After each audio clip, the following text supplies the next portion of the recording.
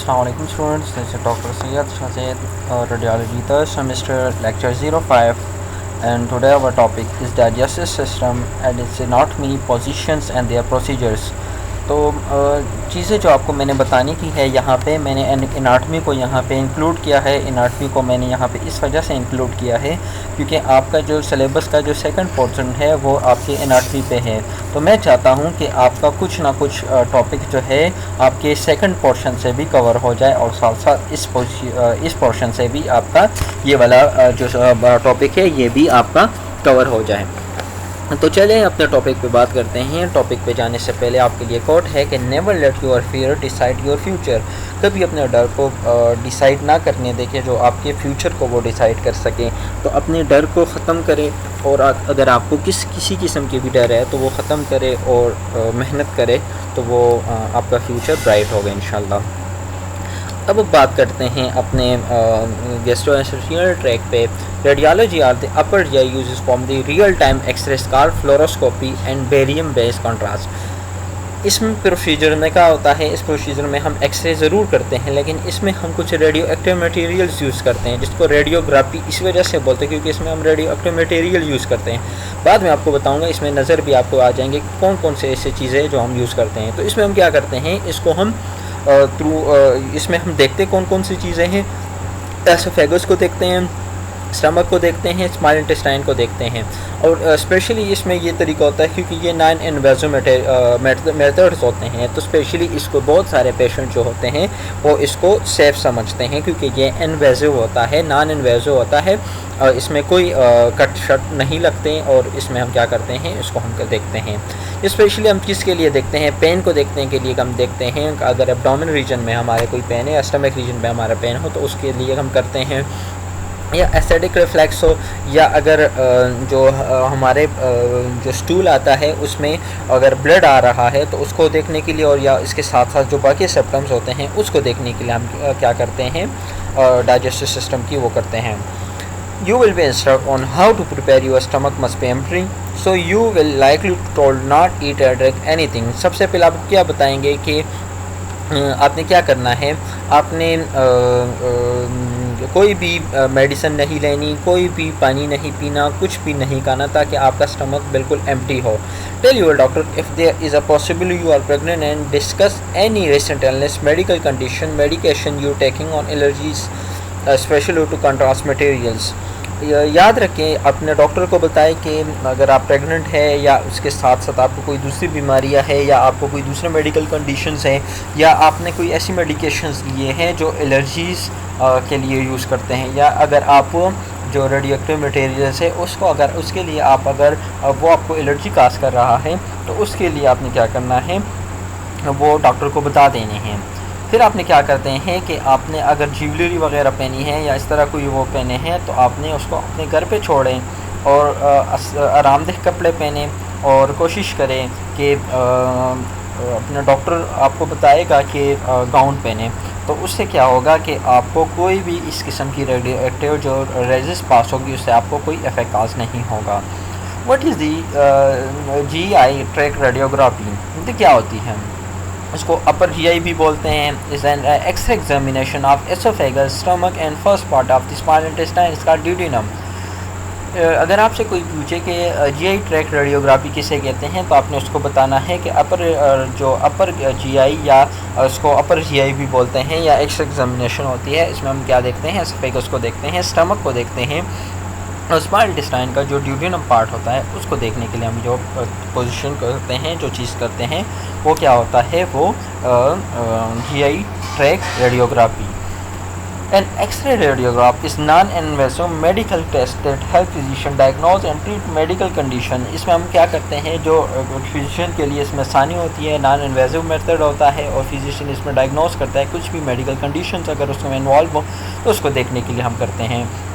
इसमें हम क्या कर देते हैं, हम एक्सरे के लिए एक्सपोज करते हैं बॉडी पार्ट को और साथ हम क्या करते हैं, नॉन आयोनाइजिंग रेडिएशंस होते हैं जो हम उसमें क्या करते हैं उस पिक्चर में आपको सामने क्लियरली नज़र आ जाता है। Fluoroscopy make its possible to see external organ and emotion when the upper GI tract is coated with a barium, the radiologist is able to view the essence, anatomy and function of esophagus, stomach and duodenum. तो उसमें हम क्या करते हैं, fluoroscopy के through हम क्या करते हैं, हम वो प्रोसीजर करते हैं। उसमें हम स्टमक के अंदर या हमारा जो जीआई ट्रैक होता है उसको वहाँ पे अगर पोजीशंस हैं एनाटमी में या उसके फिजियोलॉजी में या उसके फंक्शंस में कोई इफेक्ट आया है तो वो हम उसमें देख लेते हैं। An X ray examination they relates only pharynx and oesophagus called barium solo. जो वो एक्सरे प्रोसीजर जिसमें हम क्या करते हैं, उसमें अगर हम फर्स्ट पार्ट ऑफ दी उसको देखते हैं तो उसमें हम क्या करते हैं, बेरियम सोलो उसको प्रोसीजर को बोलते हैं। इसमें हम क्या करते हैं, पेशेंट को हम क्या अल्का सेल्टर एक किस्म की वो आती है, बेरियम एक किस्म की होती है, तो वो हम पेशेंट को पिला देते हैं और उसके बाद फिर हम क्या करते हैं, उसके लिए हम वो प्रोसीजर करते हैं। लेकिन सबसे पहले हम उससे पूछते हैं या उसकी हिस्ट्री देखते हैं कि आया ये किसी ऐसे किस्म के अल्का सेल्टर्स या इस किस्म के रेडियो एक्टिव मटेरियल्स के साथ साथ सब्सटेंसेस के साथ वो एलर्जिक तो नहीं है। अब हम ये चीज़ें क्यों करते हैं, ये स्पेशली हम इस वजह से करते हैं, अल्सर्स हो या ट्यूमर्स हो या अगर इन्फ्लेमेशन हो एसोफेगस की, स्टमक की या ड्यूनेरियम की, या हर्नियाज वहाँ पे अगर आए हुए हो, स्कार फार्मेशन हुई हो, वहाँ पे कोई ब्लॉकेज हो गया हो, या अगर एबनॉर्मलिटी है मसल्स के वॉल्स में जो हम तो उसको देखने के लिए, या अगर वहाँ पे माल रोटेशन हुई हो तो उसको देखने के लिए हम क्या करते हैं, ये सारा का सारा प्रोसीजर करते हैं।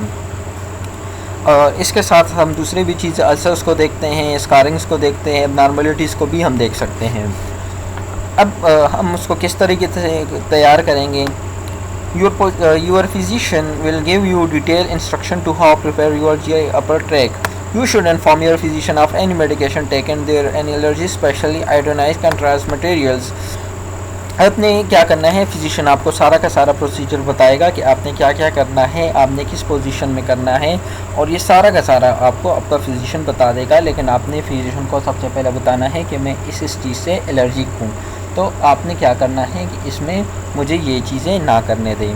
Women should always inform the physician X-ray technologist if there is any possibility that pregnant अगर औरतें जो हैं अगर उनको इस एक्सरे में आप करते हैं तो कोशिश करें कि आप उनको इन्फॉर्म करें कि वो प्रेग्नेंट है। Many major test are not perform during pregnancy, क्योंकि एक्सरे जो होती हैं स्पेशली हम फीटस को उसको हम एक्सपोज नहीं करते हैं स्पेशली इन प्रेगनेंसी, तो उसके लिए हम प्रिकॉशंस करते हैं। क्योंकि स्पेशली याद रखें कॉन्ट्राइंडिकेटेड जो एक्सरे जो होती है कॉन्ट्राइंडिकेटेड होती है वो स्पेशली प्रेगनेंसीज़ में ही होती है। कोशिश करें कि आपने अगर कुछ खाया नहीं, कुछ खाना नहीं खाया, इस तरह कुछ भी ना खाए, प्रोसीजर्स करने से पहले कुछ भी ना पिए, और स्पेशली ग्लासेस पहने ताकि आपको एक्सरेस आपको अफेक्ट ना कर सकें। किस तरीके से हम उसको प्रिपेयर करेंगे, इस तरीके से हम प्रिपेयर करेंगे कि जो बॉडी पार्ट्स हो जिसको हम एग्ज़ामिन कर रहे हैं उसको हम क्या कर देते हैं, उसको हम एग्ज़ामिन करते हैं। एक्सरे मशीन के लेके आती हैं और एक्सरे की जो मशीन होती है वो बर्स्ट करते हैं रेडिएशंस के साथ साथ, और फिर हमारे पास स्पेशल डिटेक्टर होता है जो हम पास करते हैं, और इसके बाद फिर हम जो फ्लोरेसेंट स्क्रीन होता है उसमें हम देखते हैं, जो मॉनिटर की तरह ही होता है उसमें हम फिर देख रहे होते हैं। फिर हम क्या करते हैं कि जो कंट्रास्ट मटेरियल जो होता है स्पेशली जो हमारे पास बेरियम होता है उसको हम सॉलो करवा देते हैं, और फिर हम क्या देखते हैं, जो हमारे पास डिटेक्टर होता है उसके थ्रू हमें मॉनिटर पे हमें सामने क्लियरली नज़र आ जाता है। अब इसके बेनिफिट्स भी हो सकते हैं। बेनिफिट जाहिर सी बात है, ये नॉन इन्वेजिव है तो ये इसका इम्पोर्टेंट एक पॉइंट होता है। इसमें एक्यूरेट इवोल्यूशन हम कर सकते हैं, और इसमें एक्सरे जो होता है बेरियम स्पेशली वो हमारे ब्लड में नहीं शामिल हो सकता, क्योंकि ये एक्सट्रीमली रेयर कुछ कंडीशंस में हो सकता है लेकिन वो ऐसे नहीं होता। इसमें रेडिएशंस पेशेंट के उसमें नहीं रह सकते, और इसमें ये होता है कि डायग्नोस्टिक रेज इसका उससे कोई साइड इफ़ेक्ट्स नहीं होते हैं।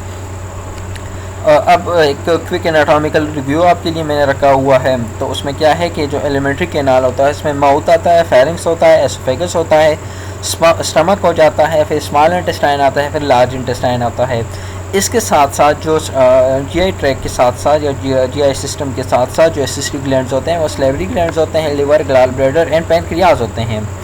इस कंडीशन में आपको सामने नज़र आ रहा है कि यहाँ पे माउथ होता है, माउथ के बाद टंग, और टर्न के बाद पैरोटिड ग्लैंड, इसके बाद सबलिंगुअल ग्लैंड्स, फेरिंग्स होता है, सबमैंडिबुलर ग्लैंड्स, इसके बाद फिर ये एसोफेगस आ जाता है, इसके बाद फिर ये स्टमक आ जाता है, स्टमक के साथ स्प्लीन वगैरह पार्ट्स हो जाते हैं, और इसके बाद फिर पेनक्रियाज आ जाता है, pancreas, large intestine, small intestine, and इसके बाद फिर ये पार्ट्स ख़त्म हो जाते हैं।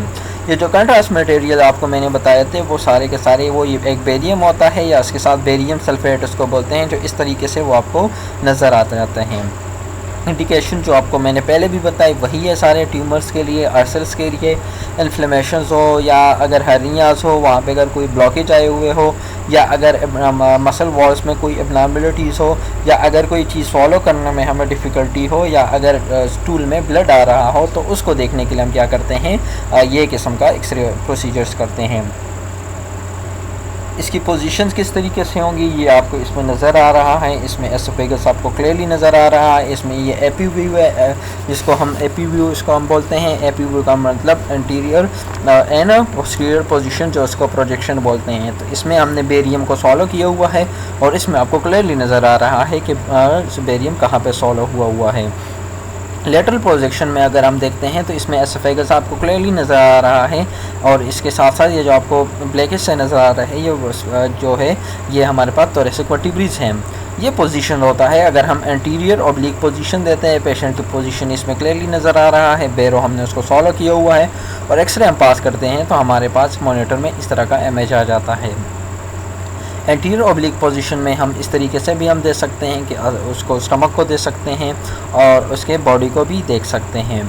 इस तरीके का पोजीशन होता है। स्पेशली हम इसमें क्या करते हैं, इस पोजीशन में जो हमारे पास जो बेरियम होता है थ्रू जो कॉलन, उसको हम क्या करते हैं, उसको वो करते हैं, उसको भरते हैं। उसके बाद फिर हम एक्सरे पास करते हैं, जिसमें अगर कॉलन में वहाँ पे हमें अगर कोई इनीमा है या इस तरीके का कोई पोजीशन आया हुआ है, हर्निया है या इसकी कोई पोजीशंस ख़राब हुए हैं, तो उसको देखने के लिए हमारे पास इस तरह का पोजीशन आ जाता है। अब अगर किसी को मेरे लेक्चर की यहाँ से समझ नहीं आई और वो चाहता है कि मुझसे कांटेक्ट करे, तो मुझसे कांटेक्ट और मुझसे लेक्चर के नोट्स ले, तो वो मुझे इस ईमेल पे जीमेल पे मुझे ईमेल कर सकता है। वो है dr.z.733@gmail.com। तो काइंडली अगर मुझसे कोई बच्चा लेक्चर्स के नोट्स मांगना चाह रहा है तो उस पर मुझे जीमेल करे और आपके नोट्स आपको मिल जाएंगे। कोशिश करें कि हर एक लेक्चर के आप जो है तो 10-10 MCQs बनाएं और या एक स्लाइड से 2-2, 3-3 MCQs बनाएं, या अपने लिए यहाँ पे ये डाउनलोड करके या अगर मेरे लेक्चर्स लेके उसमें उसको क्या करें, अंडरलाइन करें, तो आपके लिए इंशाल्लाह फाइनल एग्ज़ाम में आसानी होगी। और जो हमारा नेक्स्ट लेक्चर जो होगा वो इंशाल्लाह यूरिनरी सिस्टम, उसके पोजीशंस और उसके साथ साथ हमारा जो ये टॉपिक मैंने तो उसमें इंक्लूड किया हुआ है, इसको भी देखने के लिए हम एक्सरेस करते हैं, लेकिन साथ साथ हम डाइस की जो प्रोसीजर जो अभी मैंने इसमें डिस्कस किए वो सारे के सारे हम करते हैं। Thank you. अगर मेरे लेक्चर की किसी को समझ नहीं तो काइंडली मुझे इस नंबर इस पे मुझे जीमेल करें। Thank you. अल्लाह हाफ़िज़।